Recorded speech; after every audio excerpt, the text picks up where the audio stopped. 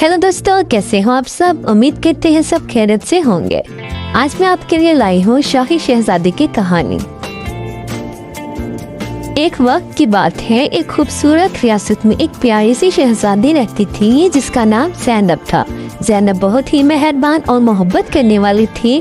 उसके वालिद बादशाह और वालिदा मलिका उससे बहुत प्यार करते थे। ज़ैनब का एक छोटा सा दोस्त था जिसका नाम अहमद था। अहमद एक गरीब किसान का बेटा था, मगर ज़ैनब ने कभी उसके साथ इम्तियाज नहीं किया। वो दोनों रोज मिलकर खेलते और खुश होते। एक दिन रियासत में एक खौफनाक सांप आ गया। सब लोग बहुत डरे हुए थे। सांप ने महल के करीब डेरा डाल लिया था। बादशाह ने ऐलान किया कि जो भी इस सांप को भगाएगा उसे बहुत बड़ा इनाम दिया जाएगा। अहमद ने ज़ैनब से कहा, हमें इस सांप को भगाना चाहिए। ज़ैनब ने हिम्मत पकड़ी और अहमद के साथ महल के बाग में गई जहां सांप था। ज़ैनब ने एक बड़ी छड़ी उठाई और सांप की तरफ बढ़ गई। अहमद ने अपने हाथ में कुछ रेत ली और सांप की आंखों में डाल दी। सांप तेजी से हिला और भाग गया।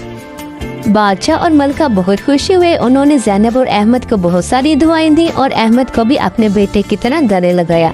इस दिन के बाद ज़ैनब और अहमद भी अच्छे दोस्त बन गए। रियासत में अमन और सुकून वापस आ गया और सब खुशी खुशी रहने लगे।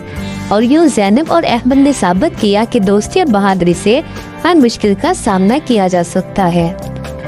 मेरे प्यारे दोस्तों, ये कहानी हमें ये सिखाती है कि इंसानियत की बुनियाद पर सब लोग बराबर है। ज़ैनब ने कभी अहमद को उसकी हैसियत की वजह से कम नहीं समझा और इसी वजह से उनकी दोस्ती मजबूत रही। उम्मीद है आप सबको कहानी पसंद आई होगी। हमारे चैनल को सब्सक्राइब करें, लाइक करें और शेयर करें।